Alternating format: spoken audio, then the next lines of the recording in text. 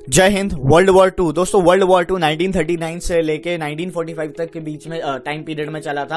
Allied powers और access powers की ये जंग थी। वर्ल्ड वॉर टू के कुछ हम जीके के क्वेश्चंस और आंसर्स इस वीडियो में डिस्कस करने वाले हैं। इंपॉर्टेंट वीडियो होगी दोस्तों आपके लिए, लास्ट तक बने रहिएगा इस वीडियो के साथ। नए हैं चैनल पे तो नॉलेज कैसल को सब्सक्राइब करिए, सपोर्ट दिखाइए अपना। चलिए शुरू करते हैं। हम अपना फर्स्ट क्वेश्चन देखें। From where did the world war two start on 1 सितंबर 1939? 1 सितंबर 1939 को वर्ल्ड वॉर टू की शुरुआत हुई थी। तो आपको बताना है कि वर्ल्ड वॉर टू की शुरुआत कहां से हुई थी। तो इसका राइट आंसर दोस्तों है यूरोप से शुरुआत हुई थी। तो ए इसका राइट आंसर हो जाता है। World war two started in Europe on 1 September 1939। It began when Germany invaded Poland. जब जर्मनी ने पोलैंड को इन्वेड कर दिया था, तो यहाँ पे देखिएगा तो हमें वर्ल्ड वॉर टू की शुरुआत देखने को मिलती है। और इसी के रिस्पॉन्स में ग्रेट ब्रिटेन ने और जर्मनी ने वॉर डिक्लेयर कर दी थी। कब? 3 सितंबर 1939 को। ठीक है। World war two was the largest and most destructive war in the history of the world. World war two को देखिएगा तो लार्जेस्ट और मोस्ट डिस्ट्रक्टिव वॉर कहा जाता है हिस्ट्री ऑफ द वर्ल्ड का। करोड़ों लोगों ने देखिएगा तो अपनी जान गंवाई थी, इंक्लूडिंग सोल्जर्स। सेकंड क्वेश्चन देखें। When did the war between the USSR and Germany begin? USSR और जर्मनी का देखिएगा तो वॉर कब स्टार्ट हुआ था वर्ल्ड वॉर टू में? तो 20 मई 1940, सेकंड ऑप्शन 22 जून 1941, थर्ड 26 जुलाई 1941 या लास्ट ऑप्शन 16 अगस्त 1942। तो इसका राइट आंसर है दोस्तों बी, 22 जून 1941 को देखिएगा तो यूएसएसआर और जर्मनी ने वॉर शुरू हो गया था इन दोनों कंट्रीज के बीच। Began when the German invasion of the Soviet Union which is known as Operation Barbarossa. USSR और जर्मनी के लिए वॉर तब शुरू हुई थी जब जर्मन ने सोवियत यूनियन को इन्वेड करना शुरू कर दिया था। किसके तहत? ऑपरेशन बारबरोसा के तहत। तो ये याद रखिएगा, ये कौन सा ऑपरेशन था? बारबरोसा। क्वेश्चन वगैरह अगर कभी एग्जाम में पूछ लिया जाए तो आपको याद रहना चाहिए।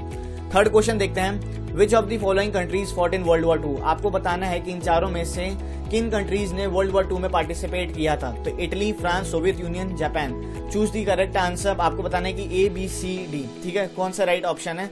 तो इसका राइट ऑप्शन है दोस्तों डी। चारों कंट्रीज ने देखिएगा तो वर्ल्ड वॉर टू में पार्टिसिपेट किया था। In world war two main combatants were the Axis power. Axis power में देखिएगा तो कौन कौन से? Mainly Germany, Italy, Japan. और वहीं अलाइज में देखिएगा तो France, Great Britain, United States, Soviet Union and to a lesser extent China. तो ये हमें देखने को मिलता है। तो डी राइट आंसर हो जाता है। सारी कंट्रीज ने देखिएगा तो यहाँ पे जो ऑप्शन में थी Italy, France, Soviet Union, Japan, सब ने पार्टिसिपेट किया था वर्ल्ड वॉर टू में। नेक्स्ट क्वेश्चन देखें। Which of the following leaders led the allied powers in world war two? आपको बताना है कि अलाइड पावर्स को किन किन लीडर्स ने वर्ल्ड वॉर टू में किन किन लीडर्स ने अलाइड पावर को लीड किया था। तो आपको यहाँ पे ऑप्शन देखिए, Winston Churchill, Joseph Stalin, Harry S Trueman. ठीक है, तो इसका भी राइट आंसर देखिएगा तो डी है। तीनों नहीं देखिएगा तो वर्ल्ड वॉर टू में अपनी अपनी कंट्रीज को लीड किया था। ठीक है, क्योंकि हेड यही थे अपनी कंट्री के। In the World War II, the Allied powers were led by Winston Churchill, United Kingdom, Joseph Stalin, Soviet Union, Charles de Gaulle, France, Franklin D. Roosevelt and Harry S. Truman, United States। तो ये लोग थे जिन्होंने world war two में अपनी अपनी country को देखिएगा तो लीड किया था। लीडर्स थे ये वहां के, तो ये याद रखिएगा। Consider the following statement regarding the Fani war. आपको इन देखिएगा ये दोनों स्टेटमेंट्स है फोनी वॉर के रिगार्डिंग। तो आपको बताना है कि दोनों में से कौन सी जो स्टेटमेंट है वो करेक्ट है। Phony war term was coined by the journalist to describe the 6-month period during which no land operations were undertaken by the Allies. Second option देखिएगा यहाँ पे, second statement, it is a name for the last month of World War II। आपको बताना है कि इन दोनों statement में से कौन सी स्टेटमेंट सही है। ठीक है, फोनी वॉर के regarding. Only one, only two, both 1 and 2 या neither। ठीक है, तो राइट आंसर दोस्तों इसका है A is the right answer. Option A is the right answer है। ठीक है, एक्सप्लेनेशन अगर देखें, phoney war was a name for the early months of world war two. शुरुआती पीरियड जो वर्ल्ड वॉर टू का था उसको देखिएगा तो फोनी वॉर कहा गया। किसने कहा था? कुछ जर्नलिस्ट ने कहा था इसे। It was marked by no major hostilities. The term was coined by the journalist to describe the 6-month period from। देखिए, इन जर्नलिस्ट ने देखिएगा तो इस वॉर का जो 6-month पीरियड था स्टार्टिंग का, उसको डिस्क्राइब करने के लिए इसको फोनी वॉर कहा था।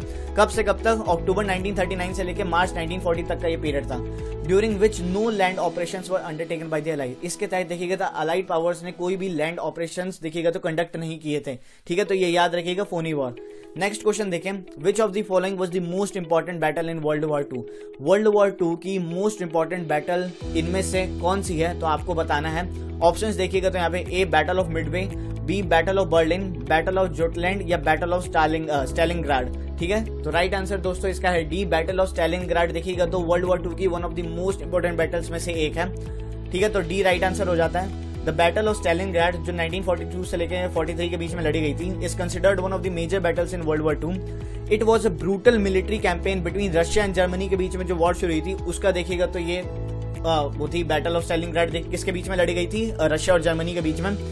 It stopped the German advance in the Soviet Union and marked the turning of the tide of war in favor of the Allies। ठीक है, तो नेक्स्ट क्वेश्चन हम देखते हैं। Name the first Nazi concentration camp in World War II।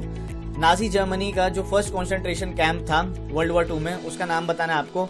ए देखिएगा तो ऑश्विच, B दचाउ, सी होरा या डी माजदा। ठीक है, तो राइट आंसर दोस्तों इसका बी है दचाउ।